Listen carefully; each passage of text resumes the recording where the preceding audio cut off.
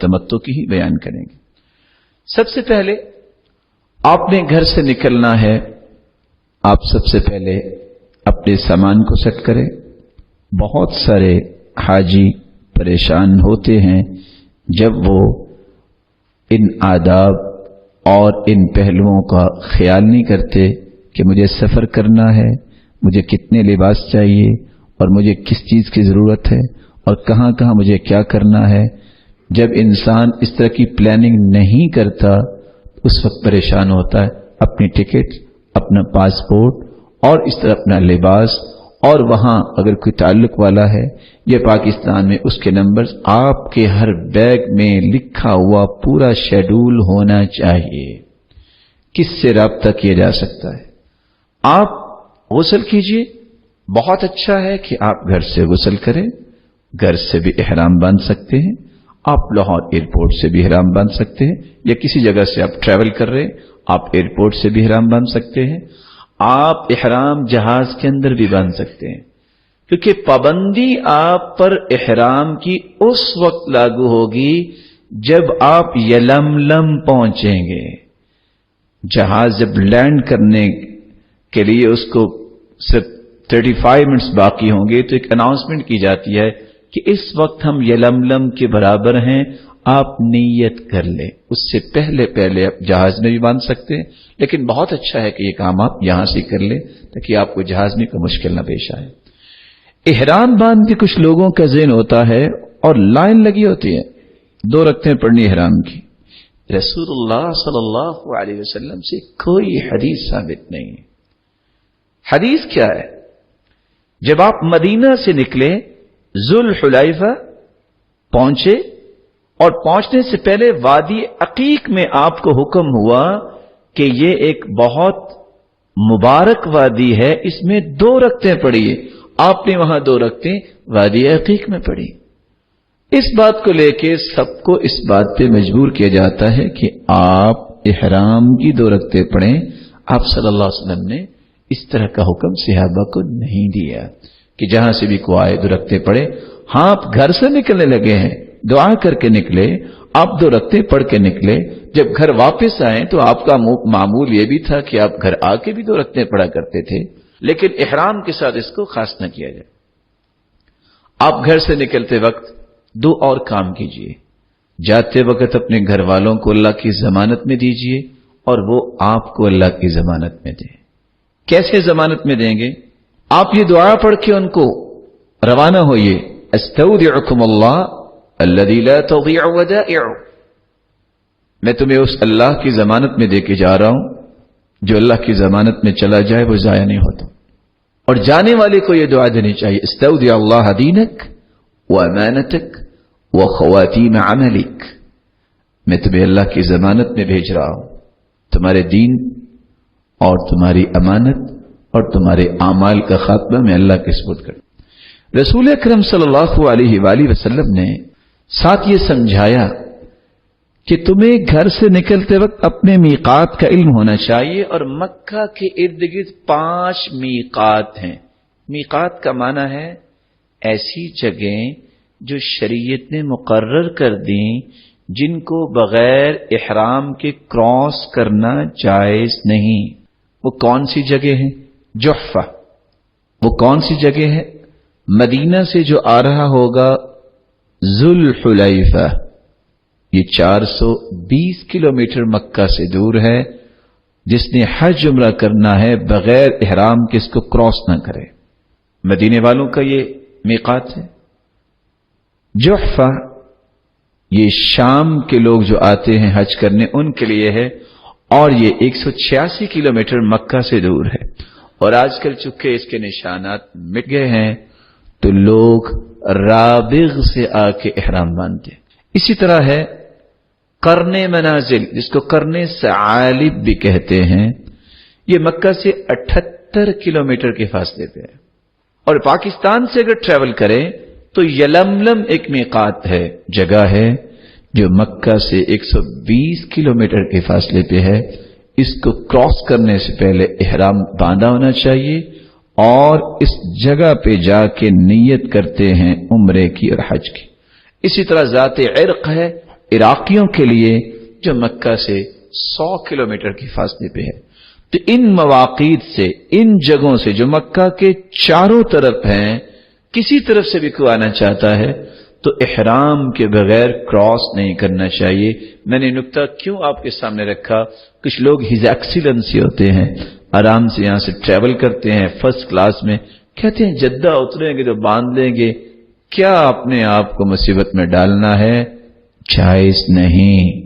رب کی عبادت کے لیے، رب کے سامنے پیش ہونے کے لیے اپنے جذبات کو شریعت پہ مقدم نہ کریں. جدہ میقات نہیں، یلملم ہے آپ کا میقات.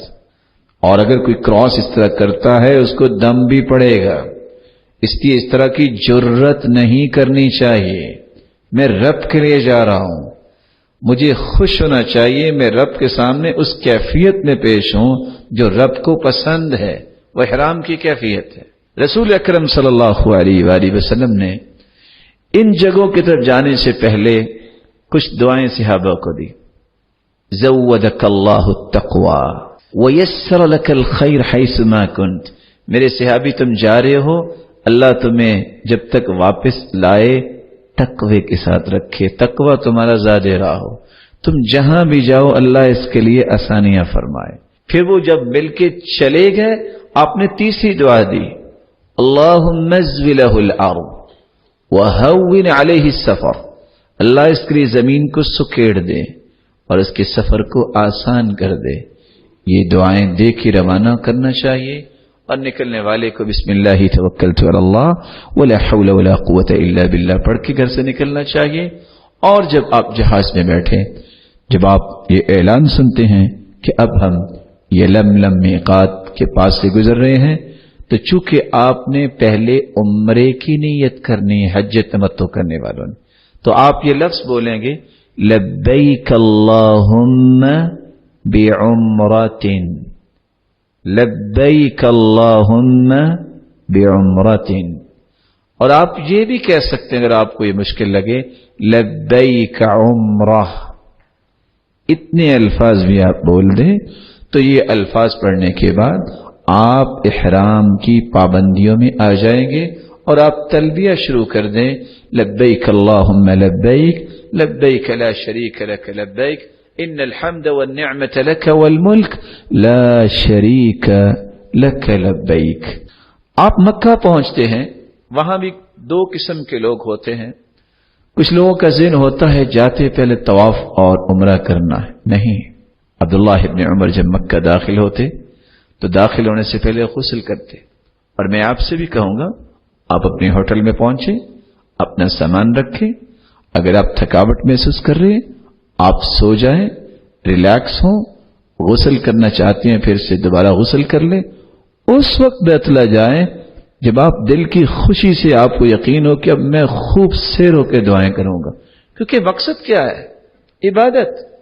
اور ہم نے دیکھا ہے جتنے لوگ سیدھے ہی جانے کی کوشش کرتے ہیں کہ بس پہلے کر کے ہی سوئیں گے، وہ اس طرح دوڑ رہے ہوتے ہیں بیت اللہ کے ارد گرد اور صفا مروہ میں کہ کب ہماری جان چھوٹے اور جا کے سونے والے بنے. ارے اللہ کے پیارے بندے، تم نے یہ مال کیوں خرچ کیا؟ تم نے اتنا لمبا سفر کیوں کیا؟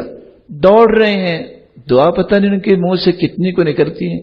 اور ہم سوچتے ہیں یا اللہ چکر بڑا ہو جائے، کوئی دعائیں زیادہ ہو جائیں.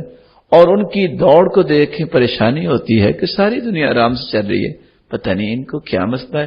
ہو سکتا ہے کسی ڈاکٹر نے کوئی توجہ دلائی ہو کہ ایسے کرنے سے صحت ٹھیک رہتی ہے. یہ آپ حج کے بعد بھی دوڑ کے مقابلے میں شریک ہونے کی کوشش کر سکتے ہیں. حج تسلی سے کریں، عمرہ تسلی سے کریں. آپ جب ریلیکس ہو جائیں بیت اللہ کا رخ کریں. آپ بیت اللہ میں پہلا قدم رکھیں. اعوذ باللہ العظیم وبوجهه الكريم وسلطانه القديم من الشيطان الرجيم بسم الله والصلاة والسلام على رسول الله اللهم اغفر لي ذنبي وافتح لي ابواب رحمتك. 8 روایتوں کو جمع کریں تو یہ دعا بنتی ہے. آپ یہ دعا پڑھ کے بیت اللہ میں داخل. آپ کی نظر جب بیت اللہ پہ پڑتی ہے تو آپ یہ دعا کریں اللهم زد هذا البيت تعظيما وتشريفا وتكريما ومهابة وبرا. اے اللہ اس گھر کو تکریمن عزت میں اور بڑھا دے، شرف اور بزرگی میں اور بڑھا دے، ومہابتن اس کا رعب اور بڑھا دے، وبرن اس کی نیکی کو اور بڑھا دے. یہاں ایک بات کا میں اضافہ کر دوں، کچھ لوگ آپ کو یہ کہنے کی کوشش بھی کریں گے کہ اگر پہلی نظر میں آپ جو دعا کریں گے وہ قبول ہوگی. اس کا شریعت میں کوئی ثبوت نہیں ہے. دعا تو آپ سفر میں ہیں اس وقت بھی قبول ہوگی، دعا تو آپ جہاں بھی کریں گے قبول ہوگی. میں یہ بار بار آپ کو چھوٹی چھوٹی باتوں کی اشارہ کیوں کرتا ہوں؟ جس بات کو اللہ کے رسول نے نہیں کہا وہ دین نہیں ہو سکتا، اور ہم اس بات کے مکلف ہیں کہ جو اللہ کے رسول نے کیا ہے وہ کرنا ہے. آپ جب بیت اللہ میں داخل ہوں، آپ نے احرام جو باندھا ہے اس کا استباء کرنا ہوگا. استباء کا مطلب یہ ہے اوپر والی جو چادر ہے آپ دائیں بغل سے اس کو نکالیے، اور نکالنے کے بعد اس کے پہلو کو اپنے دوسرے کندھے پہ ڈالیے، اور دایاں کندھا آپ کا اس وقت ننگا ہوگا. اور آپ نے اپنے طواف کو شروع کرنا ہے تو ہجر اسود سے شروع کرنا ہے. سنت یہ ہے کہ آپ ہجر اسود کا بوسہ لیں. کب؟ جب خالی مل جائے. لیکن آج کل کے ماحول کے مطابق ایسا نہیں ہوتا. پھر کیا کریں؟ سیدنا عمر کی روایت سامنے لے آئیں. اللہ کے رسول نے فرمایا تھا، یا عمر انک رجل قوی فلا تؤذ الضعیف. عمر تم قوت والے ہو، تم کمزوروں کو تکلیف نہ دینا. وَإِنْ خَلَا لَكَ فَقَبِّلْ. اگر خالی مل جائے تو آپ ہجر اسود کا بوسہ لے لینا، اور اگر خالی نہ ہو تو آپ گزرتے ایک ہاتھ کا اشارہ کیجئے اور اللہ اکبر کہیے. آپ بسم اللہ اللہ اکبر بھی کہہ سکتے ہیں اور اللہ اکبر بھی کہہ سکتے ہیں. لیکن کب سے آپ نے ابتدا کرنی ہے؟ ہجر اسود. اگر پکچر سامنے آ جائے، یہ دیکھیے بیت اللہ کا دروازہ ہے، یہ اس کے کونے پہ ہجر اسود ہے، اور یہاں سبز لائٹ لگی ہوگی. اگر آپ یہاں تک نہیں پہنچ سکتے تو آپ کو سبز لائٹ جہاں لگی ہے اس کے سامنے آ کے ابتدا کرتے وقت 3 کام کرنے. یہ لائٹ آپ کو نظر آ رہی. 3 کام کیا؟ سب سے پہلے یہ دعا پڑھیے، اللہم ایمانا بک وتصدیقا بکتابک ووفاء لعہدک واتباعا لسنت نبیک محمد صلی اللہ علیہ وسلم. پہلی دعا. دوسری دعا، اللہم انت السلام ومنک السلام فحینا ربنا بالسلام. تیسری دعا، آپ اس لائٹ کی جو لائن بنی ہے جہاں آپ دیکھتے ہیں کہ ڈائریکشن میں ہم آگے ہیں، تو آپ بسم اللہ اللہ اکبر اور آپ اپنا طواف شروع کرتے. یہاں سے شروع کر کے جب آپ یہاں آئیں گے تو آپ کا 1 چکر ہوگا. آپ نے ٹوٹل 7 چکر لینے ہیں بیت اللہ کو اپنی لیفٹ سائڈ پہ رکھتے ہوئے. دعائیں کیا پڑھنی ہے، کہاں کیا کرنا ہے؟ آپ 7 چکروں میں جو بھی دعا کریں آپ کو اجازت ہے. لیکن ہجر اسود اور رکن یمانی، جو کونا ہجر اسود کا ہے اس سے پہلا کونا رکن یمانی ہے. ہجر اسود سے بیت اللہ کا جو پہلا کونا ہے اس کو رکن یمانی کہتے ہیں. سنت یہ بھی ہے کہ اس کو بھی ہاتھ لگایا جائے. اگر آپ لگا سکیں تو لگا سکتے ہیں. لیکن رکن یمانی اور ہجر اسود کے درمیان صرف ایک دعا پڑھتے، ربنا آتنا فی الدنیا حسنہ وفی الآخرۃ حسنہ وقنا عذاب النار. بس باقی پورے چکر میں آپ جو دعائیں کرنا چاہتے ہیں آپ پہ کوئی پابندی نہیں. یہ جو کتابیں آپ کو ملیں گی اور ملتی ہیں، پہلے چکر کی دعا، دوسرے چکر کی دعا، کسی حدیث میں اللہ کے رسول نے کوئی پابندی نہیں لگائی. آپ نے ان 7 چکروں میں یہ اجتماع مرد کو کرنا ہے، اور 3 چکر رمل کرتے ہیں، اور 4 چکر جو ہے وہ مشین کرتے ہیں. رمل کا مطلب ہوتا ہے پہلوانوں کی طرح چلنا.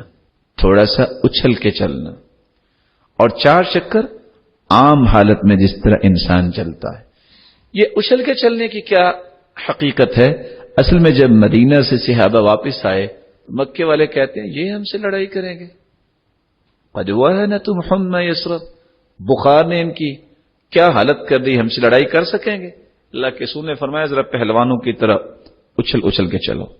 اس وقت مشرک سامنے بیٹھے تھے، آپ صلی اللہ علیہ وسلم نے جب حکم دیا، جب صحابہ اس طرح چکر لگا رہے تھے تو کہتے ہیں کہ انہم غزلان، یہ تو ہرنوں سے بھی تیز ہے۔ تو یہ اس وقت سے سنت قرار دے دی گئی۔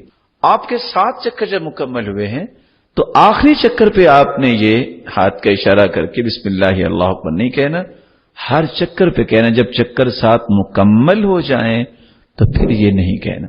اس کے بعد آپ مقام ابراہیم کے پاس آئیں۔ یہ دیکھیں بیت اللہ کے سامنے یہ ایک چھوٹا سا بنا ہے، اس کے پیچھے اگر آپ کو جگہ مل جائے تو بہت اچھا۔ اگر آپ کو یہاں جگہ نہیں ملتی، آپ اس کے اور پیچھے چلے جائیں، جہاں جگہ ملے آپ کو 2 رکعتیں پڑھنی ہیں۔ پہلی رکعت میں قل یا ایھا الکافرون، دوسری رکعت میں قل ھو اللہ احد۔ یہ پڑھنے کے بعد آپ واپس یہاں آئیں۔ یہ بہت خوبصورت سا دروازہ جو لگا ہے، اس دروازے اور حجر اسود کے درمیان جو جگہ ہے اس کو ملتزم کہتے ہیں۔ کیا کہتے ہیں؟ چمٹنے کی جگہ۔ آپ یہاں آئیے۔ اللہ کے رسول نے اپنے بازو بھی لگائے، اپنا سینہ بھی لگایا، اپنے رخسار بھی لگائے، اور خوب دعائیں کریں۔ اب تو وقت مل سکتا ہے حج سے پہلے، لیکن حج کے ایام میں مشکل ہو جاتا ہے۔ یہاں جتنی بھی آپ دعا کر سکتے ہیں کریں۔ یہاں سے فارغ ہو کے آپ زمزم کا پانی پیئے، اس نیت سے جو آپ کو سب سے پیاری نیت چاہیے، نہ زمزم لما شرب له، جس نیت سے آپ پیئیں گے اللہ وہ آپ کی نیت کو پورا فرمائیں گے۔ یہ حدیث کے الفاظ ہیں، نہ زمزم لما شرب له، یہ کھانا بھی ہے اور پینا بھی ہے، یہ شفا بھی ہے۔ امام ذہبی کو اللہ نے بہت حافظہ دیا تھا۔ امام ابن حجر اسقلانی جب صحیح بخاری کی شرح لکھنے لگے تو بیت اللہ جا کے زمزم پیتے ہوئے دعا کر رہے تھے، یا اللہ بہت بڑا کام کرنے لگا ہوں، امام ذہبی کا حافظہ دے دے۔ اللہ نے دے دیا، اور آپ حیران ہوں گے، ایک نہیں سینکڑوں قصص۔ زمزم دنیا کی بہت بڑی نعمت۔ ڈاکٹر ریاض میں ایک مریض کو دیکھتا ہے کہ جس کا آخری سٹیج پہ کینسر ہے، اور اس کو ٹائم دیتا ہے کہ میں ہفتے کو آپ کو آپریٹ کروں گا، اور یہ بدھ کی بات ہے، اور اتفاق سے وہ پاکستانی ایک عورت تھی۔ ڈاکٹر جو قصہ خود بیان کرتا ہے، 2 ہفتوں تک مریض نہیں آئے۔ اس نے کہا کہ اللہ کے پاس چلی گئی ہوگی، کیونکہ اس کی کنڈیشن یہ تھی۔ 2 ہفتوں کے بعد جب وہ مریض اپنے والد کے ساتھ ہاسپٹل پہنچی، اسسٹنٹ نے فون کیا، یا دکتور خالد جاءت پاکستانیہ، وہ آپ کا پیشنٹ آ گیا۔ کہتے ہیں میں حیران تھا کیسے آ گئی۔ میں نے دوبارہ فاجريت لها الفحوصات الطبية، جب میں نے اس کی رپورٹس دوبارہ لی، کینسر نام کی کوئی چیز نہیں تھی۔ میں نے کہا کہاں تھے تم؟ کہا آپ کی باتوں سے مجھے یہی سمجھ آئی تھی کہ اب اللہ کے پاس ہی جانا ہے، تو ہم نے آرام سے ٹکٹ لی، بیت اللہ پہنچے، طواف کیا ہے، اور صرف زمزم پیا ہے، اور واپس آپ کے پاس آئے ہیں۔ رب تعالیٰ نے ہر بیماری دور کر۔ آپ بھی دعا کیجیے، زمزم پیئے، چہرے پہ لگائیے، سر پہ بہائیے، اور اس کے بعد آپ صفا مروہ کی طرف جائیے۔ صفا اور مروہ یہاں بھی 7 چکر لگانے ہیں۔ صفا کی پہاڑی اب تو نہیں ہے، صفا پہ چڑھتے ہوئے آپ کو 3 دعائیں کرنی چاہیے۔ ابدأ بما بدأ اللہ بی، 1، ان الصفا والمروة من شعائر اللہ، 2، لا الہ الا اللہ وحدہ لا شریک لہ، لہ الملک ولہ الحمد وہو علی کل شیء قدیر، لا الہ الا اللہ وحدہ لا شریک لہ، انجز وعدہ ونصر عبدہ وہزم الاحزاب وحدہ۔ یہ دعائیں پڑھ کے آپ اوپر جا کے کھڑے ہو جائیے، قبلہ رخ ہو کے آپ دعا کریں جو بھی کرنا چاہتے ہیں، لیکن 3 مرتبہ اپنی دعا میں یہ ضرور پڑھیں لا الہ الا اللہ وحدہ لا شریک لہ لہ الملک ولہ الحمد وہو علی کل شیء قدیر. یہاں سے دعا پڑھنے کے بعد کرنے کے بعد آپ مروہ کی طرف جائیں. درمیان میں آپ کو سبز لائٹیں نظر آئیں گی. مردوں کے لیے حکم یہ ہے کہ یہاں دوڑ کے گزرے، کیونکہ اس وقت کنکریاں تھی. یہاں اللہ کے رسول اس طرح دوڑتے کہ آپ کا تہمت گھومتا اس طرح، اور آپ صلی اللہ علیہ وسلم تیزی سے دوڑ کے گزر جاتے، اور یہ سنت قرار پایا. عورتوں کے لیے دوڑنا نہیں ہے، مردوں کے لیے. آپ جو دعا کرنا چاہتے ہیں کریں. اگر ایک دعا عبداللہ ابن عمر کی یاد رکھیں، رب اغفر وارحم انک انت الاعز الاکرم، اس دعا کو کثرت سے پڑھیں. اللہ تو بہت عزتوں والا ہے، تو مجھے معاف کر دے.